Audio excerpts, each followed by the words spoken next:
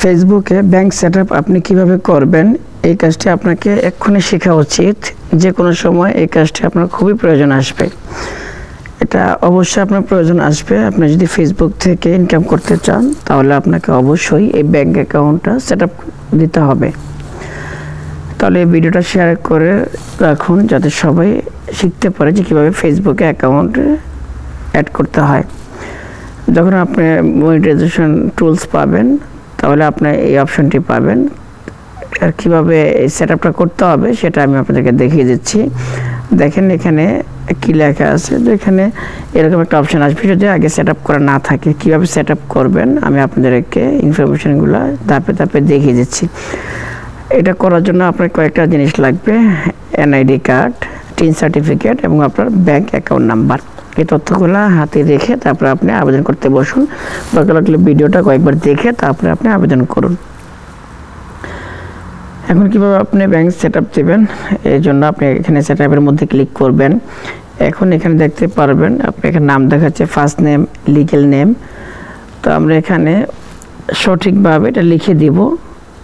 এই জন্য আপনাকে অবশ্যই ভোটার আইডি কার্ডের সাথে রাখতে হবে। ভোটার আইডি কার্ডে যে নামটা আছে সেই নাম অনুযায়ী আপনাকে এখানে টাইপ করে দিতে হবে। তো আমরা এখানে টাইপ করে দিচ্ছি, যে নামটা আছে ওই নামটা আমরা লিখে দিচ্ছি সঠিকভাবে। তো অনেক সময় আমরা দেখা যায় যে ফেসবুকের আইডিতে এক নাম আর হচ্ছে আপনার ভোটার আইডি কার্ডে আরেক নাম। তো ওই ক্ষেত্রে আপনারা অবশ্যই ভোটার আইডি কার্ডে যে নাম আছে সেই নাম দিতে হবে।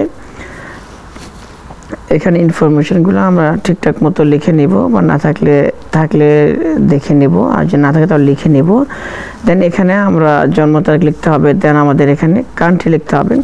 কান্ট্রিটা অবশ্যই আমাদেরকে বাংলাদেশ লিখতে হবে। অনেকে দেখা যায় কেউ সৌদি আরব অথবা অন্যান্য দেশে থাকে, সেই ক্ষেত্রে ওই দেশের ঠিকানা অবশ্যই দেওয়া যাবে না, আমাদেরকে অবশ্যই বাংলাদেশি লিখতে হবে। যদি অন্য দেশের হন সেক্ষেত্রে ভিন্ন ওই দেশের নাম লিখবেন।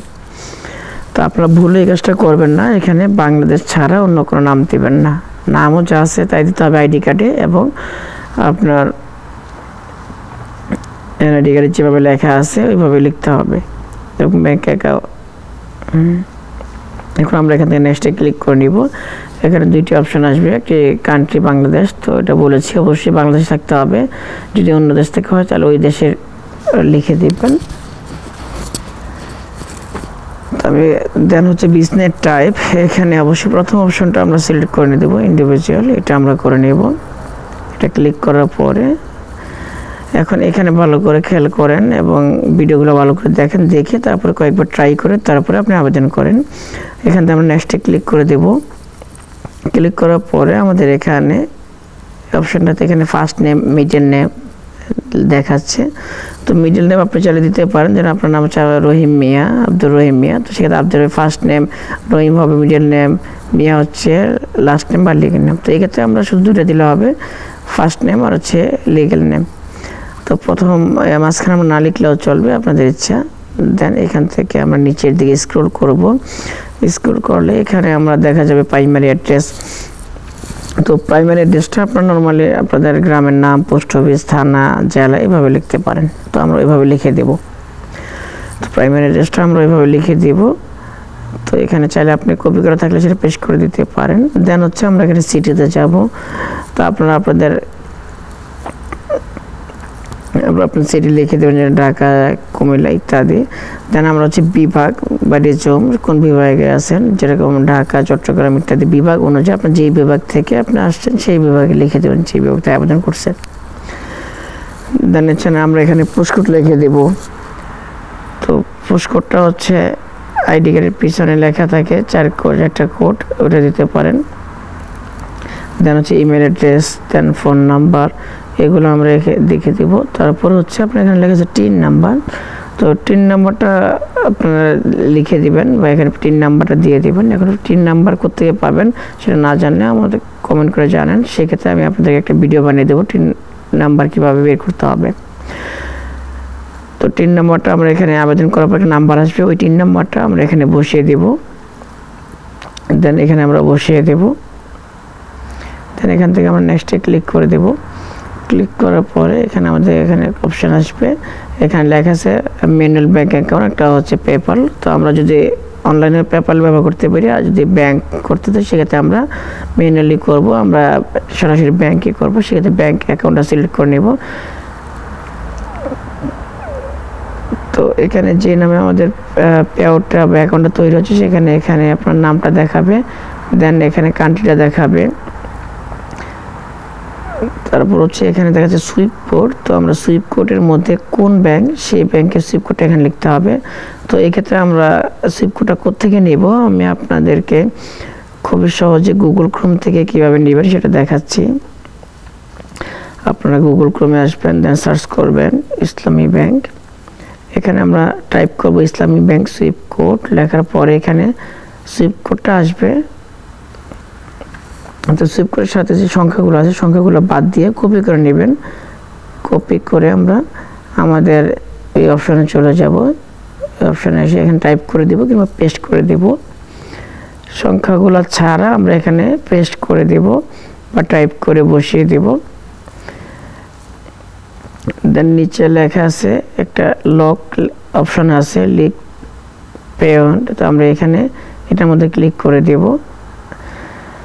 আমরা এখানে ক্লিক করার পর একটি লোডিং নেবে। লোডিং নেওয়ার পর এখানে যে টিন সার্টিফিকেট নাম্বারের যে তথ্যগুলো আছে, টিন সার্টিফিকেট ওই তথ্যগুলো এখানে অ্যাড করতে হবে। তো এখানে যদি না জেনে থাকেন তাহলে আপনারা জেনে নেবেন। ভিডিওগুলো সম্পর্কে না জানা থাকলে আমাকে বলবেন, ভিডিও বানিয়ে দেব। তো এখানে দেখাবে কিভাবে আপনার টিন সার্টিফিকেট তৈরি করতে হয়, এটা দেখে নেবেন।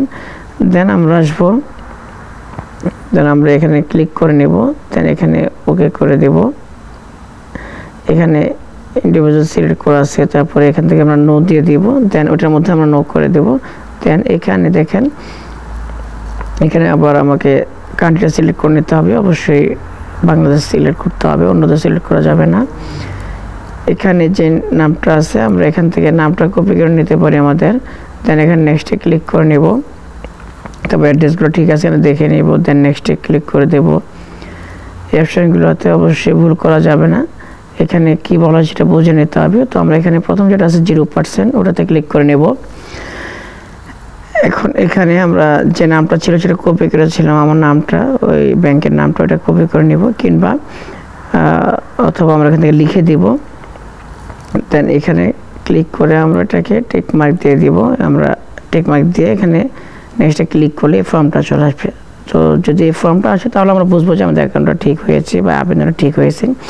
দেন এখানে আমরা নেক্সটে ক্লিক করে নিব, তাহলে আমাদের ট্যাক্স ইনফরমেশন কমপ্লিট হয়ে গেছে। দেন ডানে ক্লিক করে দিব।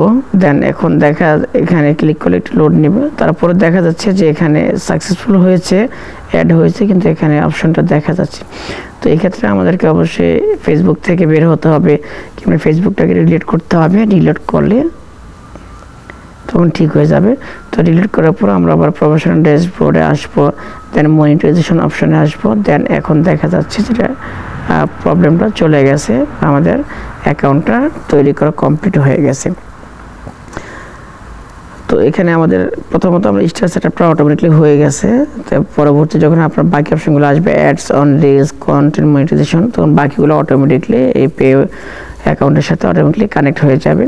তো এইভাবে আমরা খুব সহজেই ব্যাংক অ্যাকাউন্টটা অ্যাড করতে পারবেন, ব্যাংক সেটআপটা করে নিতে পারবেন।